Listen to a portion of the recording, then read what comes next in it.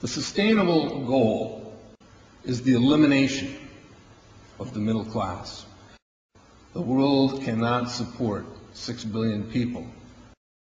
But you see, the plan behind sustainable development includes population control.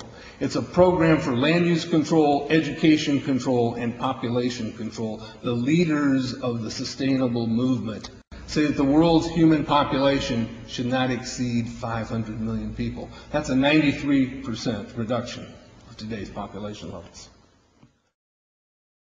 In 1992, while the Rio conference was going on, George Bush, then president, was there. He was just offshore in Prince Charles's yacht, where he executed the Agenda 21 protocols on behalf of the United States and brought it back to Washington, D.C. Within a year, Bill Clinton, by executive order, established the President's Council for Sustainable Development. In 1996, Bill Clinton set up the President's Council on Sustainable Development. One of the dictates of Agenda 21 is that every country in the world is to set up a national council to oversee the implementation of Agenda 21. I've listened to Gorbachev explain, we are writing a new set of 10 or 15 commandments to replace the original 10. Which one of the 10 do you think these guys don't like? Thou shalt not lie, thou shalt not steal, thou shalt not covet. Because I'll tell you what, these people have lied to us. They're in the process of stealing all of this nation's natural resources, and they covet everything you have left.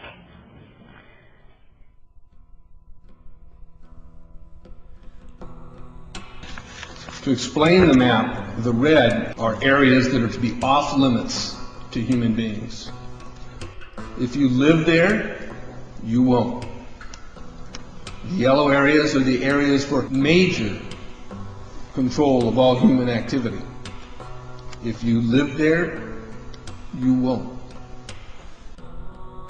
The black dots are the smart growth zones. That's where human beings are to be stacked and packed in small living units along rail tracks.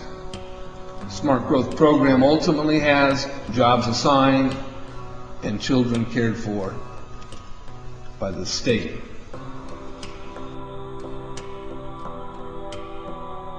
And in conjunction with Codex Alimentarius, food will be limited and water consumption will be decreased to 10 gallons per day per person. That is over a 90% reduction in people's average daily water consumption. And along with shortages of food and water, the food we will be provided with will be genetically manipulated and nutrient deficient. Genetic manipulation of food causes complications in metabolizing and utilizing food for energy. In June of 2003, scientists reported that the gene sequence of the inserted genes into crops had actually changed their order. They had re-scrambled.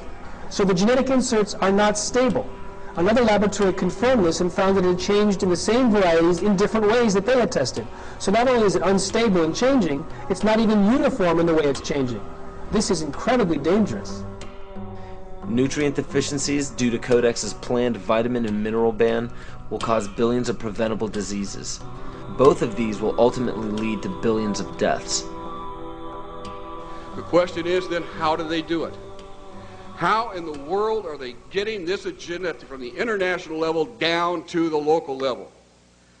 Well, they've got a plan for that too. Now on the environmental side, there's probably a number of different plans, but from the environmental side, you have an organization called the IUCN, the International Union for the Conservation of Nature. Been in existence since the United Nations was created. It's not part of the United Nations Charter. It's a scientific advisor to the United Nations. But through the IUCN, such programs as ecosystem management, American Heritage Rivers, the Clean Water Initiative, the Endangered Species Act, and all the rules and regulations of the EPA, U.S. Fish and Wildlife Service, the U.S. Forest Service, the U.S. Park Service, and so forth. They also discuss property rights in this particular document. They say that property rights are not absolute, they're not unchanging, they're not inalienable like our Constitution and the Declaration of Independence of the states. Rather, they are a complex, dynamic, and shifting relationship between two or more parties over space or time. In a biocentric approach, says the IUCN, the rights of nature are defended first and foremost on the grounds of the intrinsic value of animals, plants, rivers, mountains, and ecosystems, rather than simply on the basis of the utilitarian value or benefit to human beings. In other words, nature comes first. Nature's needs comes before man's needs. In a religious context, it's called pantheism, the belief that nature is God. It goes on to say, even worse, people are then members of a community of beings, like human beings, living and non-living. So a rock is now elevated up to the status of a human being, and they are both equal in the eyes of this belief system. It's not hard to imagine that if you believe that humans are the cause of all the Earth's problems, that we're overpopulated. They give two solutions, and only two, to this problem. The first is that it's estimated that an agricultural world in which most human beings are peasants should be able to support 5 to 7 billion people. Well, folks, we have 6 billion people right now. That means all of us in this room, or nearly all of us in this room, are going to have to become agrarian peasants if we use this solution. In contrast, they go on to say a reasonable estimate for an industrialized world society at the present North American material standard of living would be 1 billion people.